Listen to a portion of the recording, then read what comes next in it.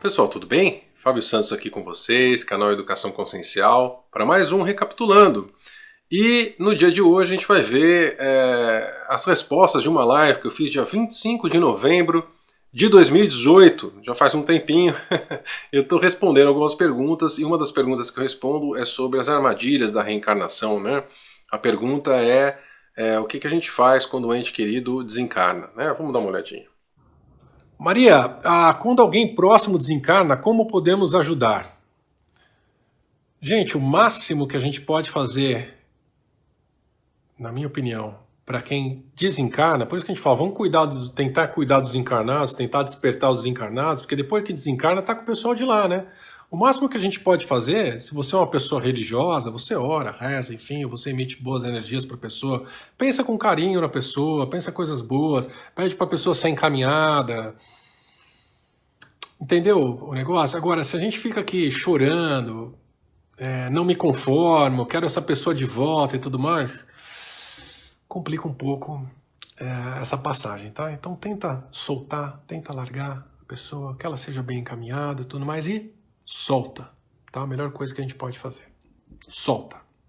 Então, gente, vocês viram aí, eu venho aqui mais uma vez confirmar o que foi respondido nessa live, né, e fazer algumas observações e grifar algumas coisas que eu falei para vocês, né?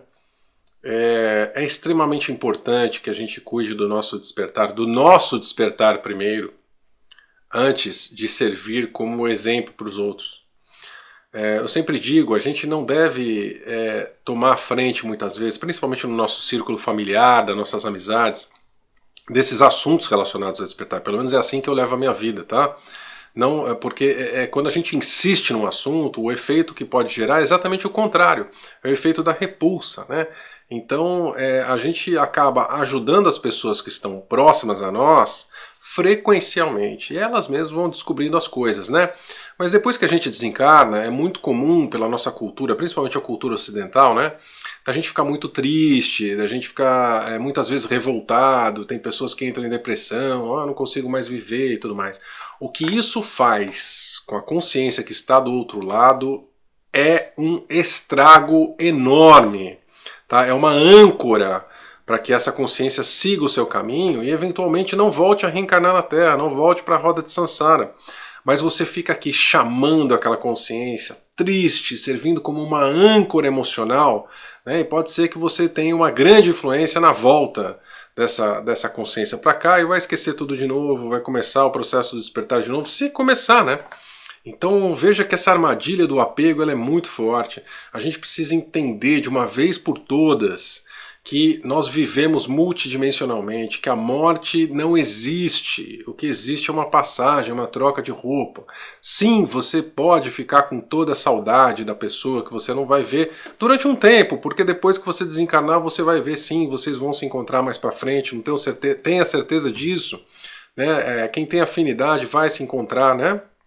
Mas que vocês se encontrem livres, que vocês se encontrem despertos, né, com toda a capacidade de trocar esse afeto em outro local, não aqui nessa prisão do planeta, né? Então não sirva de âncora para as pessoas. Pode chorar, pode sentir saudade, não tem problema, mas não fica chamando de volta, não fica triste, né? Tenha a consciência da vida na multidimensionalidade, né? Afinal de contas, desperto ou em processo de despertar que tem medo da morte, ou não entende que a morte não existe, aí fica complicado, né? Então vamos estudar, gente, vamos estudar e vamos praticar também no nosso dia a dia.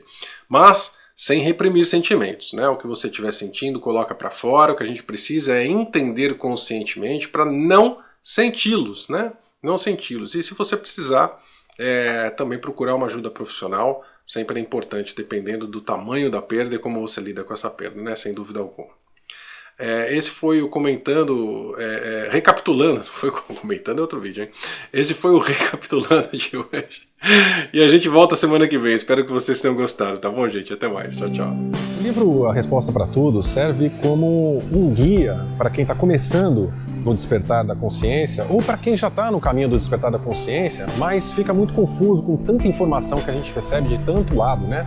Ele foi classificado com assuntos em que a gente pode facilmente achar e ter o mínimo de informação sobre aquilo para ver se a gente se interessa ou não. O livro O Fim da Ilusão, ele é basicamente uma continuação do Resposta para Tudo e ele se aprofunda mais nas questões das origens, quem somos galaticamente e também abrindo outras frentes para a gente entender a multidimensionalidade do nosso universo local e da grande criação dos superuniversos e tudo que há próximos ao nosso planeta. O livro Os Segredos do Despertar, ele é um pouco mais profundo para quem já está acompanhando o meu trabalho já há um tempo e ele abre uma conexão que é a verdadeira conexão conosco mesmo, mostrando o caminho interno, fazendo com que a gente conecte com toda a nossa multidimensionalidade, de fractais de alma até a fonte que tudo é.